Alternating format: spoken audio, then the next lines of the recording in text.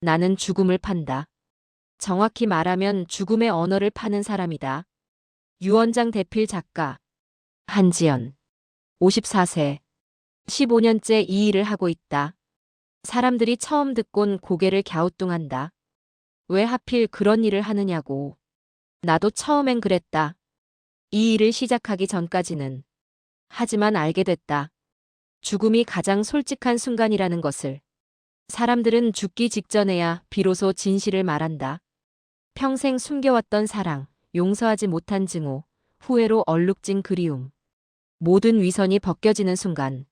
나는 그 날 것의 언어를 기록한다. 타인의 마지막을 대신 쓰는 유령. 그게 나다. 오늘도 나는 작은 사무실에 앉아 있다. 서울 강남구 논현동 뒷골목 3층 건물의 2층. 간판도 없다. 입소문으로만 찾아오는 곳. 15년 동안 이곳에서 237개의 유언을 썼다. 237명의 마지막 말을 기록했다. 그들 중 누구도 내 이름을 기억하지 못할 것이다. 아니, 기억할 수도 없다. 다들 죽었으니까. 나는 그저 펜을 빌려준 사람. 목소리를 빌려준 사람. 존재하지만 존재하지 않는 사람. 벽에 걸린 시계가 오후 3시를 가리킨다. 새로운 의뢰인이 올 시간이다. 이틀 전 전화로 예약을 받았다.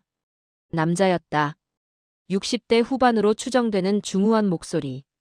그가 자신의 이름을 밝혔을 때 나는 잠시 멈칫했다. 강희현. TV에서 몇 번 본 적이 있는 이름. 대원그룹 회장. 재계 서열 10위권. 하지만 그것보다 더 놀라웠던 건 그의 목소리에 담긴 여유였다. 보통 사람들은 유언장 작성 예약을 할 때 떨린다.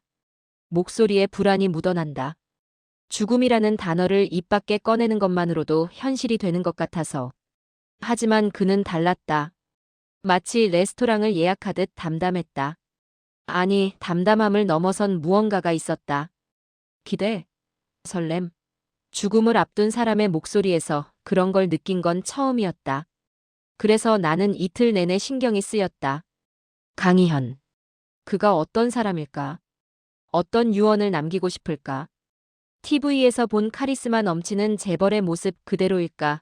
아니면 죽음 앞에서는 평범한 노인처럼 두려워할까? 나는 상상했다. 15년 동안 수백 명을 만나며 익힌 습관이다. 미리 상상해보는 것. 그래야 당황하지 않으니까. 똑똑. 문을 두드리는 소리. 나는 노트북을 켜고 자세를 가다듬었다. 들어오라고 말했다. 목소리가 떨리지 않기를 바랐다. 왜 떨리는지는 나도 모르겠다.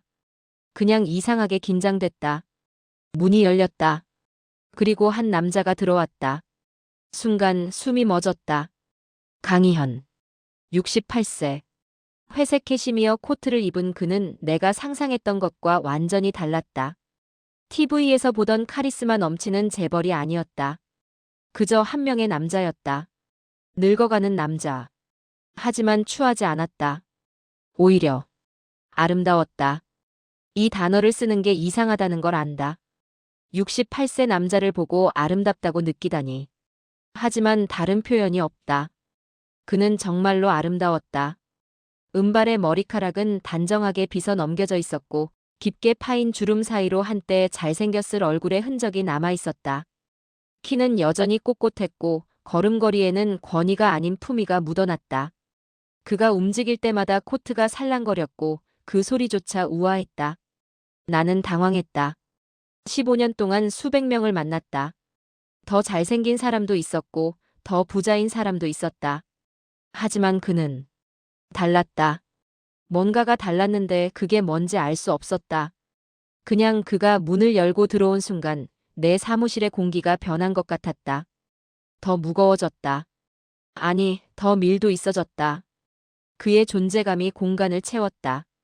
그가 내 이름을 물었다. 한지연 선생이냐고.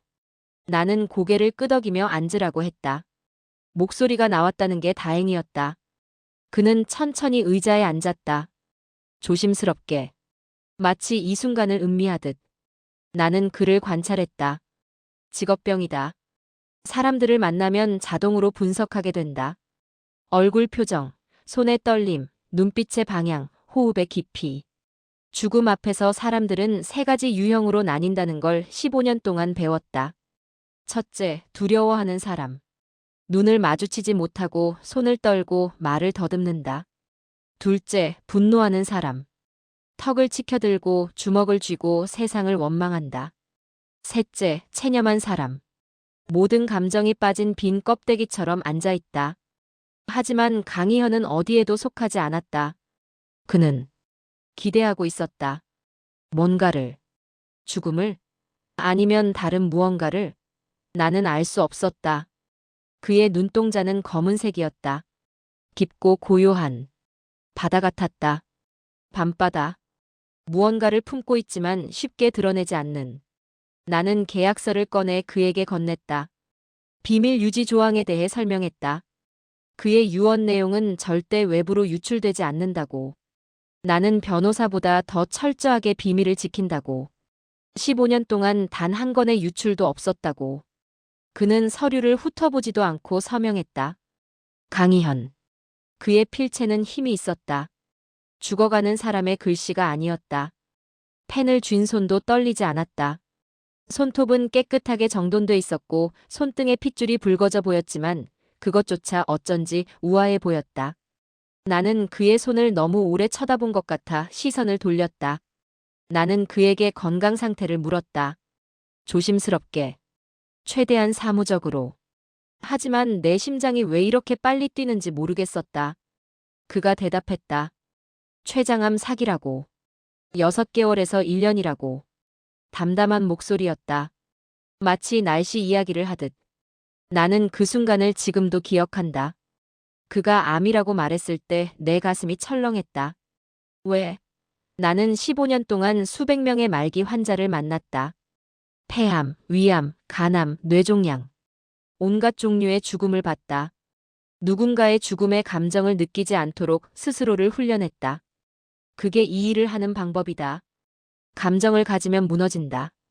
하루에 3명씩 만나고 일주일에 10개의 유언을 쓰고 한 달에 40명의 죽음을 기록하면서 감정을 느낀다는 건 불가능하다. 그래서 나는 감정을 지웠다. 아니, 지웠다고 생각했다. 하지만 그 순간 나는 슬펐다. 아직 1시간도 채보지 않은 남자의 죽음이 내게 슬픔을 줬다. 나는 치료 계획을 물었다. 그가 고개를 저었다. 더 이상 의미가 없다고 했다.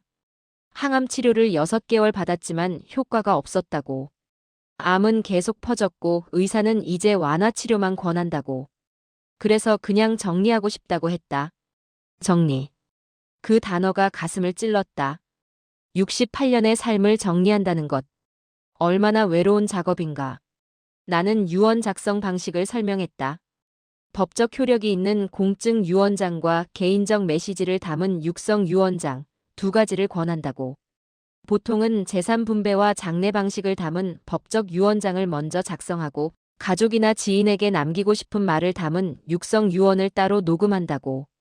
평균적으로 34회 만남으로 완성된다고 설명했다. 하지만 그가 내 말을 끊었다. 제한이 있다고. 그의 제안은 이상했다. 한 번에 유언을 쓰고 싶지 않다고 했다. 한 달에 한 번씩 만나서 자신의 이야기를 들려주겠다고 했다. 그걸 내가 기록해서 6개월 후 그가 죽을 때쯤 완성된 유언장을 만들어달라고 했다. 나는 혼란스러웠다. 보통 사람들은 한두 번 만나서 끝낸다. 죽음과 자주 마주하고 싶어 하는 사람은 없다. 한 번으로도 벅차다. 유언장 작성이라는 건 자신의 죽음을 인정하는 행위니까. 그래서 사람들은 최대한 빨리 끝내고 싶어 한다. 하지만 그는 6개월을 원했다. 6번의 만남을. 내가 이유를 묻자 그가 말했다. 68년을 단 한 번의 만남으로 정리할 수 없을 것 같다고. 너무 허무하다고. 자신의 인생을 이 시간으로 요약한다는 게 말이 안 된다고. 그 말을 들었을 때 나는 울고 싶었다. 왜인지 모르겠다. 그냥 그의 목소리에 담긴 쓸쓸함이 너무 깊어서. 68년. 나는 54년을 살았다. 만약 내가 지금 당장 죽는다면 내 유언은 얼마나 걸릴까? 아마 30분이면 충분할 것이다. 재산 분배, 장례식 절차, 끝. 남길 말이 없다. 남길 사람도 없다. 그게 더 허무했다. 강희현은 68년이 너무 길어서 한 번에 정리할 수 없다고 했지만 나는 54년이 너무 짧아서 할 말이 없었다. 나는 그의 제안을 받아들였다. 매달 첫째 주 금요일 오후 3시에 만나기로 했다. 그가 고맙다고 했다. 그리고 일어났다. 나가려다 멈춰섰다. 뭔가 묻고 싶은 게 있는 것 같았다. 그가 돌아봤다. 그가 물었다. 나도 유언을 쓴 적이 있느냐고. 나는 얼어붙었다. 15년 동안 수백 개의 유언을 써줬지만 내 유언은 단 한 번도 생각해 본 적이 없었다. 아니, 생각하기 싫었다. 내 삶을 돌아보는 게 두려웠다. 텅 빈 54년을 확인하는 게 무서웠다. 나는 고개를 저었다. 없다고 했다. 그가 미소 지었다. 그 미소를 나는 지금도 잊을 수 없다.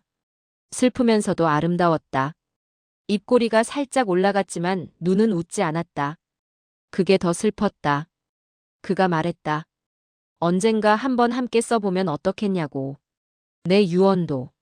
그리고 그는 나갔다. 나는 한참 동안 빈 의자를 바라봤다. 그의 향기가 남아있었다. 은은한 우디향. 비싸지만 과하지 않은. 나이든 남자의 품이 있는 향수. 나무와 가죽과 약간의 시트러스가 섞인. 나는 눈을 감았다. 가슴이 계속 두근거렸다. 이상했다. 그저 새로운 의뢰인을 만난 것뿐인데. 나는 창문을 열었다. 11월에 찬 바람이 들어왔다. 폐 깊숙이 들이마셨다. 정신을 차리려고. 하지만 그의 얼굴이 자꾸 떠올랐다. 은발의 머리카락, 깊은 주름, 또렷한 눈빛, 슬픈 미소. 나는 고개를 저었다. 착각이다. 나는 54년 동안 감정을 다스리는 법을 배웠다. 특히 이 일을 시작한 후로는. 감정을 가지면 안 된다. 나는 죽음의 대리인이다. 기록자다. 관찰자다. 감정을 느껴선 안 된다. 하지만 그날 밤 나는 잠을 이루지 못했다. 침대에 누워 천장을 바라봤다. 강희현의 얼굴이 어른거렸다. 그의 목소리가 귓가에 맴돌았다. 선생님의 유언도 함께 써보면 어떨까요? 나는 스스로에게 물었다. 내 유언엔 뭐가 남을까? 재산은 별로 없다. 이 사무실과 작은 아파트 하나. 통장에 2억 정도. 15년 동안 모은 돈. 가족도 없다. 결혼은 30대에 했다가 3년 만에 이혼했다. 자식은 없다. 부모님은 5년 전에 돌아가셨다. 형제는 오빠가 하나 있지만 10년째 연락이 끊겼다. 친구도 많지 않다. 이 일을 하다 보니 하나둘 멀어졌다. 죽음을 다루는 사람과는 어울리기 싫다고들 했다. 술자리에서 죽음 얘기를 꺼내면 분위기가 싸해진다고. 그래서 나는 모임에 안 나가게 됐고 연락도 뜸해졌고 결국 혼자가 됐다. 그러니까 내 유언은 이렇게 될 것이다. 제 전 재산을 동물보호단체에 기부합니다. 장례는 간소하게 치러주세요. 화장 후 바다에 뿌려주세요. 끝. 5분이면 충분하다. 너무 허무하다. 나는 이불을 뒤집어 썼다. 그만 생각하고 싶었다. 하지만 그의 말이 계속 울렸다. 68년을 단 한 번의 만남으로 정리할 수 없을 것 같아서요. 너무 허무하지 않습니까? 허무하다. 맞다. 나도 54년을 살았는데 5분으로 정리된다는 게 허무하다. 나는 54년 동안 뭘 했을까? 죽음만 기록했다. 타인의 마지막만 정리했다. 정작 내 삶은 텅 비어 있다. 사랑해본 적도 없다. 진짜로. 첫사랑이라고 부르던 그 사람도 진짜 사랑이었는지 모르겠다. 3년간의 결혼도 사랑 없이 했다. 그 후로는 아예 사랑을 포기했다. 나는 왜 이렇게 됐을까? 언제부터 이렇게 텅 빈 사람이 됐을까? 잠은 새벽 5시가 돼서야 왔다. 얕은 잠. 꿈을 꿨다. 강희현이 나왔다. 그가 내게 물었다. 선생님의 유언에는 사랑이 있습니까? 나는 대답하지 못했다. 그가 다시 물었다. 54년을 살았는데 단 한 줄의 사랑도 남길 게 없습니까? 나는 울었다. 꿈속에서. 깨어보니 베개가 젖어 있었다. 한 달이 지났다. 첫째 주 금요일. 오후 3시. 나는 그가 올지 안 올지 몰랐다. 한 달 사이에 상태가 나빠졌을 수도 있다. 췌장암 사기는 빠르게 진행된다. 혹시 벌써. 나는 그 생각을 지웠다. 오후 2시 50분. 나는 사무실을 청소했다. 먼지를 닦고 책을 정리하고 차를 준비했다. 루이보스 티. 카페인이 없는. 암 환자들이 마시기 좋은. 왜 이렇게 신경 쓰는지 모르겠다. 15년 동안 의뢰인한테 차를 준비한 적이 없는데. 오후 2시 55분. 나는 거울을 봤다. 머리를 빗었다. 립스틱을 발랐다. 뭐 하는 짓인가 싶었지만 멈출 수 없었다. 오후 3시. 똑똑. 그가 왔다. 문이 열렸다. 강희현. 이번엔 검은색 터틀넥에 베이지색 코트를 입고 있었다. 여전히 단정했다. 하지만 뭔가 달라 보였다. 조금 더 말랐다. 얼굴이 더 갸름해졌다. 핏기가 없어 보였다. 걸음걸이도 한 달 전보다 느렸다. 나는 가슴이 조여왔다. 한 달. 단 한 달 만에 이렇게 달라질 수 있구나. 죽음은 이렇게 빠르구나. 그가 내게 인사했다. 나는 앉으라고 했다. 차를 내왔다. 그가 고맙다는 듯 고개를 끄덕였다. 한 모금 마셨다. 손이 약간 떨렸다. 한 달 전엔 떨리지 않았는데. 나는 노트북을 켰다. 오늘은 무슨 이야기를 할 거냐고 물었다. 그가 잠시 창밖을 바라보더니 말했다. 첫사랑 이야기를 하겠다고. 나는 키보드에 손을 올렸다. 그가 말하기 시작했다. 1975년 19살 때였다고. 그녀의 이름은 윤서희. 같은 대학교 미술학과 학생이었다고. 그는 경영학과였지만 교양 수업에서 만났다고. 그의 목소리가 부드러워졌다. 한 달 전과는 다른 톤이었다. 더 따뜻했다. 살아있었다. 그는 말했다. 그녀는 아름다웠다고. 외모가 아니라 존재 자체가. 그림을 그릴 때의 집중력, 웃을 때의 순수함, 화낼 때의 솔직함. 모든 게 사랑스러웠다고. 그는 6개월 동안 매일 그녀를 따라다녔다고. 도서관, 미대 작업실, 학교 뒤 카페. 어디든지. 그리고 어느 날 눈 내리는 12월에 고백했다고. 나는 타이핑하면서 그의 얼굴을 봤다. 그는 웃고 있었다. 68세의 얼굴에서 19세의 소년이 보였다. 그녀가 뭐라고 했냐고 물었다. 그가 말했다. 예스라고. 자기도 6개월 전부터 알고 있었다고. 매일 따라다니는데 모를 수가 있냐고 웃었다고. 나는 타이핑을 멈췄다. 그의 이야기를 듣고 싶었다. 기록하는 게 아니라 그냥 듣고 싶었다. 그가 계속했다. 그들은 2년을 만났다고. 대학생이 할 수 있는 모든 걸 했다고. 한강 산책, 싸구려 중국집 데이트, 만화방에서 밤새 만화책 보기, 그녀의 작업실에서 그림 모델 서기. 그는 행복했다고 했다. 처음으로 누군가를 온전히 사랑했고 사랑받았다고. 그의 목소리가 떨렸다. 나는 왜 과거형으로 말하는지 알았다. 이야기는 슬프게 끝날 것이다. 첫사랑은 보통 그렇다. 그가 말을 이었다. 하지만 아버지가 반대했다고. 가난한 미대생과는 결혼할 수 없다고. 그는 대원그룹의 장남이었으니까. 후계자, 책임, 의무. 그런 말들로 그를 올감했다고. 나는 물었다. 그래서 어떻게 했냐고. 그가 나를 바라봤다. 그의 눈에 처음으로 감정이 보였다. 후회. 깊은 후회. 그가 말했다. 그래서 나는 그녀를 버렸다고. 침묵이 흘렀다. 나는 아무 말도 하지 않았다. 그가 계속했다. 아버지가 정한 여자와 결혼했다고. 같은 재벌가의 딸.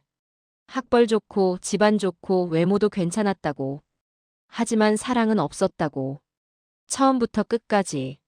40년을 함께 살았지만 단 한 번도 사랑한 적 없다고. 그녀도 마찬가지였을 거라고. 그들은 그저 계약 관계였다고. 아들 둘을 낳았고 적당히 존중하며 살았고 5년 전 그녀가 심장마비로 세상을 떠났다고. 장례식에서 눈물이 나오지 않았다고. 나는 숨을 들이켰다. 차가운 이야기였다. 하지만 솔직했다. 그래서 더 슬펐다. 나는 물었다. 윤서희는 어떻게 됐냐고. 그가 고개를 저었다. 모른다고. 헤어진 후 다시는 만나지 못했다고. 찾아보려 했지만 용기가 없었다고. 자신이 망친 그녀의 인생을 확인하는 게 두려웠다고. 그가 차를 한 모금 마셨다. 손이 떨렸다. 컵이 소리를 냈다. 그가 말했다. 유언에 이렇게 써달라고. 윤서희에게. 당신을 사랑했습니다. 하지만 지킬 용기가 없었습니다. 미안합니다. 그리고 고맙습니다. 제 인생에서 가장 진실했던 인연을 주셔서. 나는 타이핑을 마쳤다. 그리고 물었다. 혹시 다시 찾아볼 생각은 없냐고. 지금이라도. 죽기 전에. 그가 오랫동안 나를 바라봤다. 그리고 물었다. 나한테는 첫사랑이 있냐고. 나는 고개를 끄덕였다. 있다고. 그가 물었다. 지금 어디 있냐고. 나는 말했다. 모른다고. 연락이 끊긴 지 오래됐다고. 그가 물었다. 만나고 싶냐고. 나는 대답하지 못했다. 그가 미소 지었다. 만나고 싶지만 두려운 거라고. 변한 모습을 보는 게. 아니면 변하지 않은 그리움을 확인하는 게. 정곡이었다. 나는 할 말을 잃었다. 그가 일어섰다. 다음 달에 또 보자고 했다. 나는 고개를 끄덕였다. 그는 나가려다 다시 멈췄다. 한 달 전처럼. 그가 말했다. 오늘 내 이야기를 들으면서 어땠냐고. 나는 솔직하게 답했다. 슬펐다고. 그가 고개를 끄덕였다. 자기도 그렇다고. 그래서 남은 시간 동안은 슬프지 않게 살고 싶다고. 그리고 그는 나갔다. 나는 그날 저녁 처음으로 내 첫사랑을 떠올렸다. 김민우. 대학 동기. 문학 청년. 시를 쓰고 기타를 치고 가난하지만 꿈이 있었던 남자. 우리는 22살에 만나 26살에 헤어졌다. 이유는 간단했다. 나는 안정을 원했고 그는 자유를 원했다. 그가 제안했다. 함께 세계 여행을 가자고. 1년만. 배낭 하나 메고 떠나자고. 하지만 나는 거절했다. 우리 이제 어른이라고. 현실을 봐야 한다고. 너는 언제 철들 거냐고. 그렇게 우리는 끝났다. 그 후 나는 안정적인 남자와 결혼했다. 회사원. 월급 꼬박꼬박 받고 미래 계획 확실하고 부모님도 만족하는 사람. 하지만 사랑은 없었다. 3년 만에 이혼했다. 그 후 나는 다시는 사랑하지 않기로 했다. 김민우는 어떻게 살고 있을까? 궁금했다. 하지만 찾아보지 않았다. 강희현의 말처럼 변한 모습을 보는 게 두려웠으니까. 아니, 변하지 않은 그리움을 확인하는 게 더 두려웠으니까. 둘째 달. 12월. 크리스마스가 다가왔다. 강희현이 다시 왔다. 이번엔 확실히 말랐다. 얼굴이 더 갸름해졌고 광대뼈가 튀어나와 보였다. 핏기가 완전히 없었다. 입술이 창백했다. 걸음걸이가 더 느려졌다. 계단을 오르며 숨을 헐떡였다. 나는 문을 열어주고 그를 부축했다. 처음으로 그의 팔을 잡았다. 뼈만 남은 것 같았다. 코트 안에 이렇게 가느다란 몸이 있었다니. 그를 의자에 앉혔다. 물을 줬다. 커피를 마시고 싶냐고 물었지만 그가 고개를 저었다. 요즘 속이 안 좋다고. 물만 달라고. 나는 따뜻한 물을 내왔다. 그가 두 손으로 컵을 감쌌다. 손이 떨렸다. 차가워 보였다. 12월인데 장갑도 안 끼고 왔다. 나는 히터를 틀었다. 그가 말하기 시작했다. 오늘은 결혼 생활에 대해 얘기하겠다고. 나는 노트북을 켰다. 하지만 타이핑을 하지 않았다. 그냥 듣고 싶었다. 그의 이야기를. 그가 말했다. 김소영. 아내였다. 정확히는 명목상의 아내였다고. 그들은 결혼식 날부터 알고 있었다고. 이게 사랑이 아니라는 걸. 하지만 각자의 이유로 받아들였다고. 그녀는 집안의 명령을, 그는 아버지의 뜻을. 신혼여행도 형식적이었다고. 하와이 5일. 각자 다른 방을 썼다고. 첫날 밤도 없었다고. 그냥 악수를 나눴다고. 잘 부탁한다고. 나는 숨을 참았다. 이게 무슨 이야기인가. 결혼이 아니라 계약이었다. 비즈니스였다. 그가 계속했다. 하지만 아이는 낳아야 했다고. 후계자가 필요했으니까. 그래서 그들은 1년에 4번 정도 정해진 날짜에 부부관계를 가졌다고. 배란일에 맞춰서. 의무처럼. 감정은 없었다고. 첫째 아들이 태어났고 3년 후 둘째가 태어났다고. 그 후로는 한 번도 손을 잡아본 적이 없다고. 40년 동안 같은 집에 살았지만 각자의 방에서 잤고 각자의 삶을 살았다고. 1년에 딱 4번만 함께 나타났다고. 아들들 생일, 추석, 설날, 크리스마스. 나는 입술을 깨물었다. 이건 결혼이 아니다. 40년짜리 계약이다. 사랑 없는 40년. 그게 얼마나 긴 시간인가. 나는 3년도 버티지 못했는데. 그는 40년을 버텼다. 아니, 버틴 게 아니라 그냥 살았다. 감정 없이. 나는 물었다. 사랑하려고 노력은 안 했냐고. 그가 고개를 저었다. 처음에는 했다고. 그녀의 관심사를 물어봤고 함께 미술관도 갔고 선물도 했다고. 하지만 그녀도 원하지 않았다고. 어느 날 그녀가 말했다고. 우리 이러지 말자고. 서로 힘들잖냐고. 그냥 편하게 살자고. 그 후로는 정말 편했다고. 감정이 없으니 싸울 일도 없었고 기대가 없으니 실망할 일도 없었다고. 나는 타이핑을 시작했다. 손이 떨렸다. 왜 떨리는지 모르겠다. 그냥 화가 났다. 누구한테? 그한테? 그의 아버지한테? 세상한테? 나한테? 모르겠다. 그냥 화가 났다. 그가 말했다. 소영이 죽었을 때 자기는 자유로웠다고. 죄책감이 들 정도로. 장례식이 끝나고 혼자 집에 돌아왔을 때 처음으로 생각했다고. 이제 내 삶을 살 수 있겠구나. 하지만 이미 늦었다고. 65세였고 건강도 나빠지고 있었으니까. 침묵이 흘렀다. 나는 저장 버튼을 눌렀다. 물었다. 유언에는 뭐라고 남기겠냐고. 부인에게. 그가 한참을 생각하더니 말했다. 김소영에게. 당신을 사랑하지 못해서 미안합니다. 당신도 저를 사랑하지 못했겠지만 그래도 40년을 함께해줘서 고맙습니다. 당신 덕분에 아들 둘을 얻었습니다. 그게 우리 결혼의 전부였지만 그것만으로도 의미가 있었다고 믿고 싶습니다. 편히 쉬세요. 나는 타이핑을 마쳤다. 그리고 눈물이 났다. 왜 우는지 모르겠다. 나도 비슷했으니까.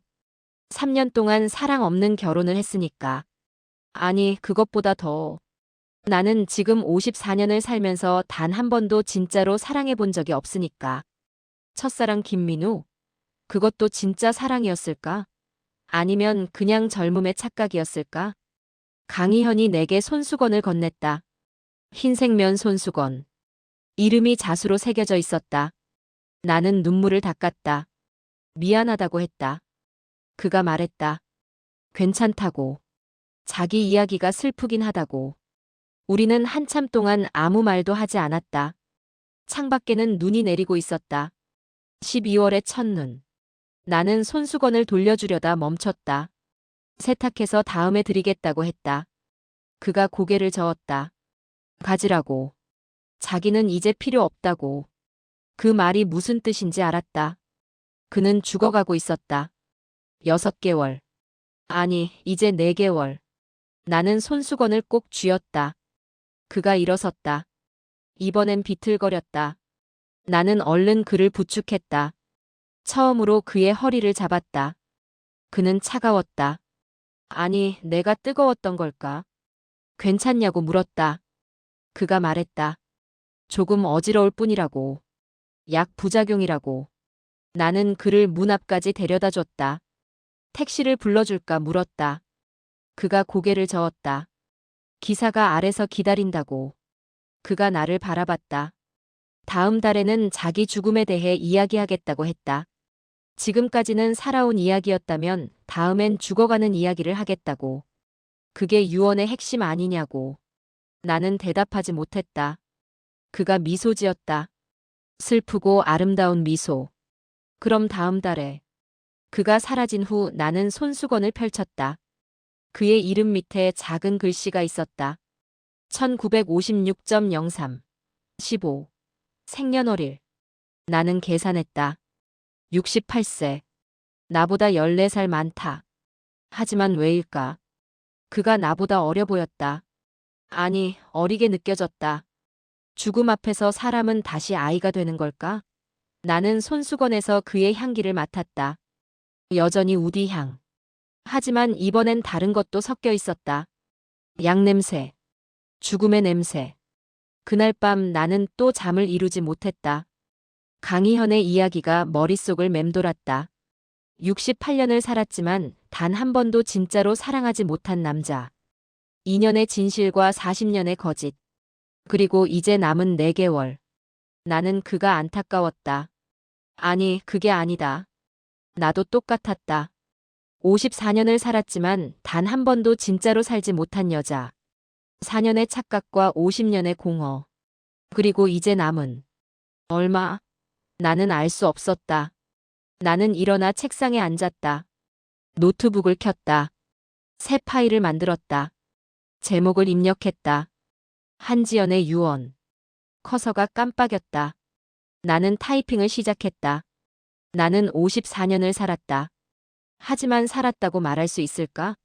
나는 거기서 멈췄다.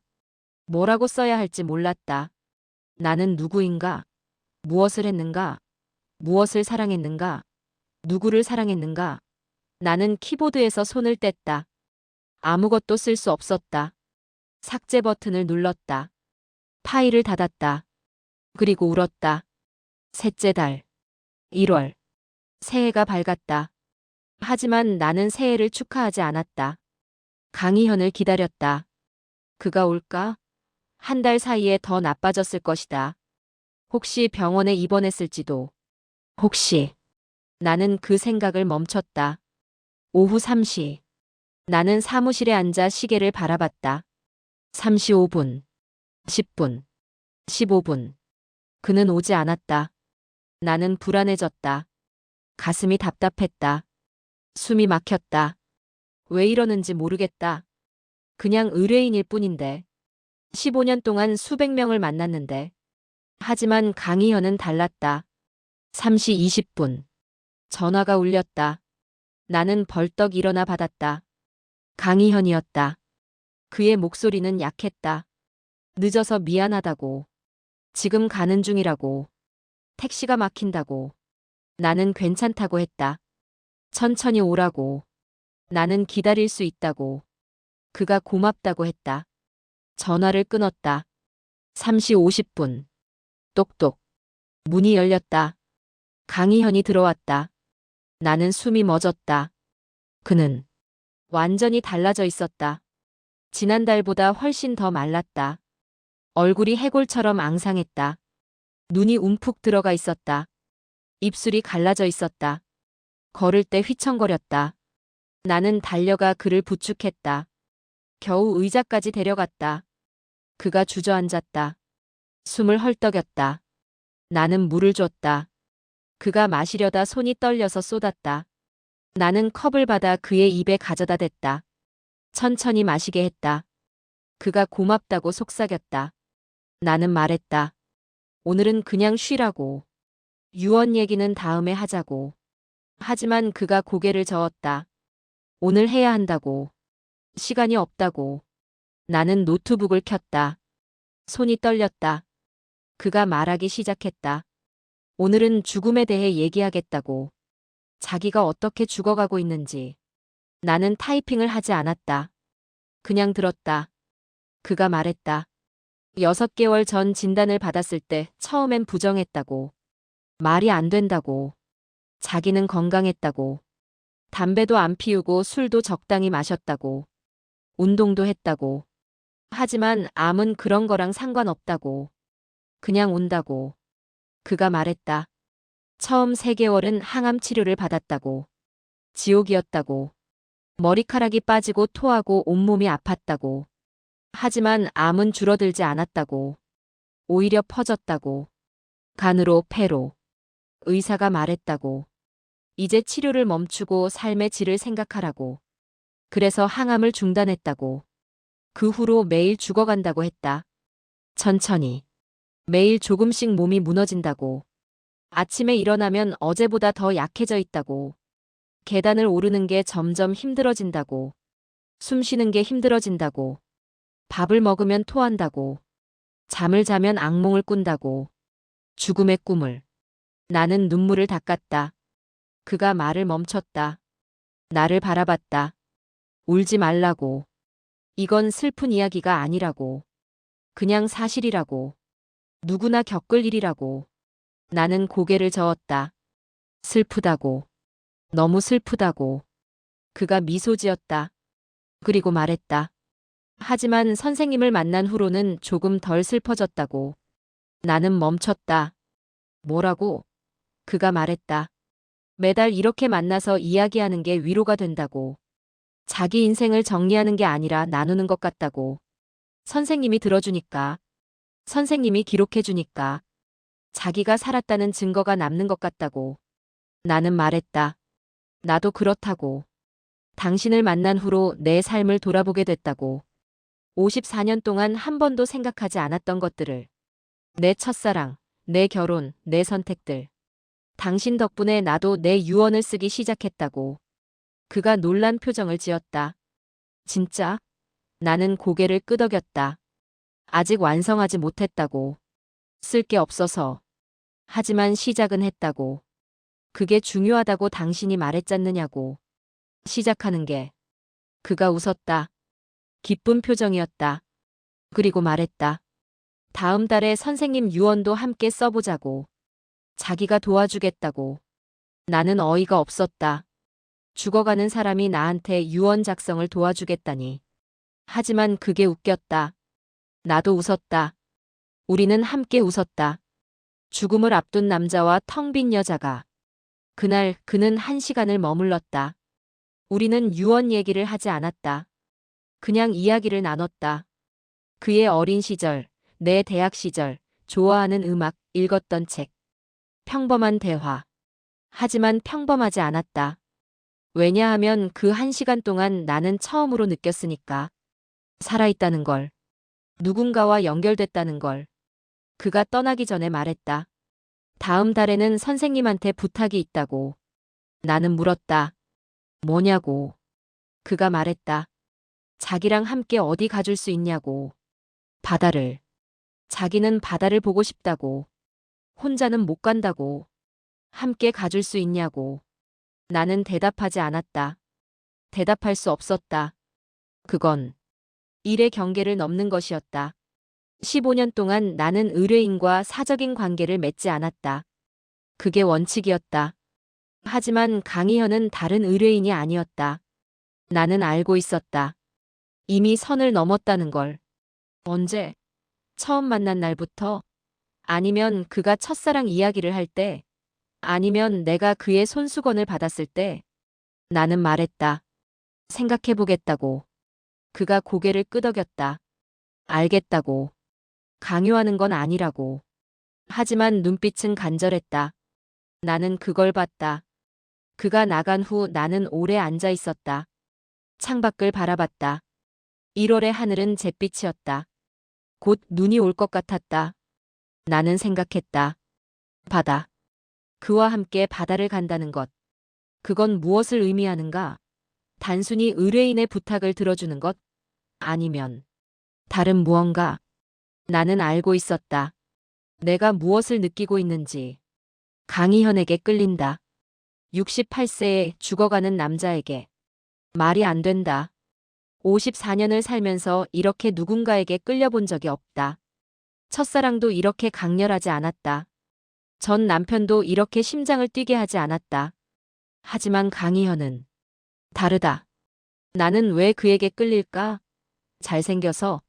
아니다. 부자라서? 아니다. 그럼 왜? 나는 한참을 생각했다. 그리고 깨달았다. 그는 진실하니까. 죽음 앞에서 모든 걸 벗어던지고 가장 날 것의 자신을 보여주니까. 거짓이 없으니까. 위선이 없으니까. 그냥 한 명의 인간이니까. 나는 노트북을 켰다.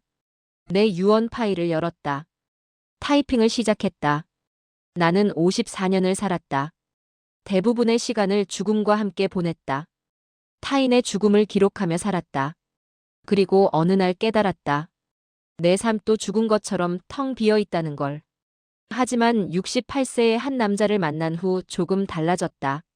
그는 죽어가고 있었지만 나보다 더 살아 있었다. 그를 보며 나도 살고 싶어졌다. 진짜로. 남은 시간이 얼마든. 나는 저장했다. 그리고 결심했다. 가자. 바다에. 그와 함께.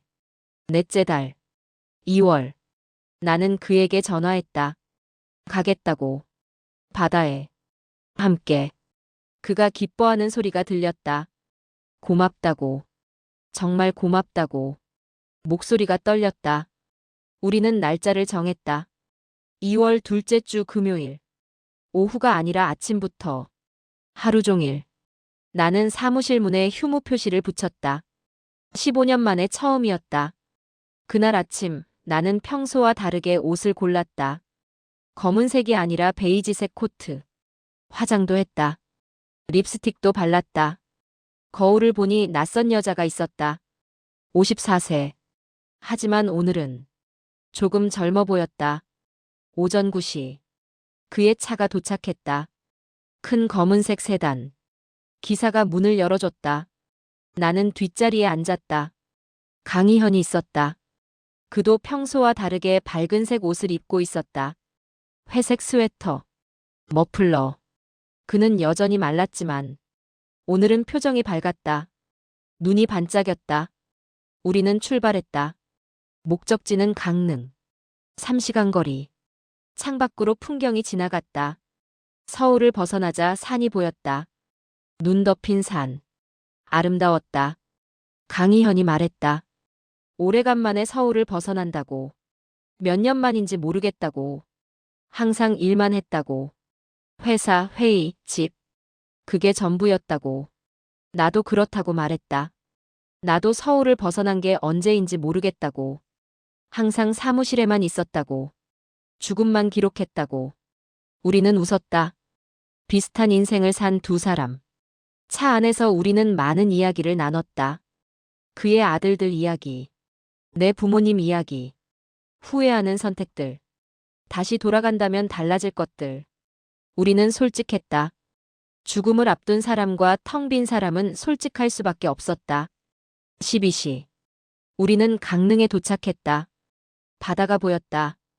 겨울바다. 회색빛. 거칠었다. 파도가 높았다. 우리는 차에서 내렸다. 바람이 거셌다. 나는 그의 팔을 잡았다. 넘어질까봐. 우리는 천천히 모래사장을 걸었다. 사람이 없었다. 겨울 바다에 누가 오겠는가. 우리 둘뿐이었다. 파도 소리가 컸다. 바람 소리가 컸다. 우리는 말없이 걸었다. 한참을. 그리고 벤치에 앉았다. 바다를 바라봤다. 강희현이 말했다. 아름답다고. 나는 고개를 끄덕였다. 정말 아름답다고. 그가 말했다. 죽으면 여기 뿌려달라고. 바다에. 나는 고개를 돌렸다. 그를 바라봤다. 그도 나를 바라봤다. 우리는 한참 동안 서로를 바라봤다. 바람이 그의 은발을 흩날렸다. 내 머리카락도 흩날렸다. 그가 손을 뻗었다. 내 볼을 만졌다. 차가운 손이었다. 나는 피하지 않았다. 그가 속삭였다. 선생님. 나는 대답했다. 네. 그가 말했다. 나는 당신이 좋습니다. 세상이 멈췄다. 파도 소리도 바람 소리도 모든 게 사라졌다. 그의 말만 남았다. 나는 당신이 좋습니다. 나는 숨을 멈췄다. 심장이 터질 것 같았다. 그가 계속했다. 처음 만난 날부터 좋았습니다. 왜인지는 모르겠습니다. 그냥 당신을 보는 순간 알았습니다. 이 사람과 시간을 보내고 싶다고. 나는 눈물이 났다. 왜 우는지 모르겠다. 슬퍼서, 기뻐서, 둘 다. 나도 말했다. 나도요. 나도 당신이 좋습니다. 처음부터. 그가 웃었다. 기쁜 얼굴이었다. 그리고 말했다. 이상하죠? 68세와 54세가 게다가 나는 곧 죽을 텐데. 나는 고개를 저었다. 이상하지 않다고. 전혀. 그가 물었다. 이제 어떻게 할까요? 나는 대답했다. 모르겠어요. 하지만 함께 있고 싶어요. 남은 시간 동안. 그가 고개를 끄덕였다. 나도요. 우리는 손을 잡았다. 처음으로. 그의 손은 차가웠지만 나는 따뜻했다. 우리는 그렇게 앉아 있었다. 바다를 바라보며. 손을 잡은 채. 얼마나 지났을까? 해가 지기 시작했다. 하늘이 붉게 물들었다. 아름다웠다. 강희현이 말했다. 이 순간을 기억하고 싶다고. 영원히. 나도 그렇다고 말했다. 우리는 사진을 찍었다. 기사에게 부탁해서. 우리 둘이 함께. 바다를 배경으로. 손을 잡은 채. 그게 우리의 첫 데이트였다. 아니, 유일한 데이트였을지도 모른다. 하지만 완벽했다. 돌아오는 차 안에서 우리는 말이 없었다. 하지만 손은 계속 잡고 있었다. 나는 행복했다. 54년 만에 처음으로. 진짜로. 서울에 도착했을 때 밤이었다. 그가 내 사무실 앞에 차를 세웠다. 나는 내리려다 멈췄다. 그가 말했다. 다음 달에 또 보자고. 나는 말했다. 한 달은 너무 길다고. 그가 웃었다. 그럼 일주일에 한 번? 나는 고개를 끄덕였다. 그가 말했다. 유언은 이제 중요하지 않다고. 당신과 시간을 보내는 게 중요하다고. 나도 동의했다. 우리는 키스했다. 처음으로. 그의 입술은 마른 종이처럼 거칠었지만 나는 개의치 않았다. 오래 키스했다. 그날 밤 나는 다시 유언을 썼다. 완전히 새로. 나 한지연은 68세의 강희현을 사랑했다. 그는 죽어가고 있었지만 나를 살게 했다. 우리에게 남은 시간은 많지 않다. 하지만 이 짧은 시간이 내 인생에서 가장 진실한 시간이 될 것이다. 그것으로 충분하다. 나는 저장했다.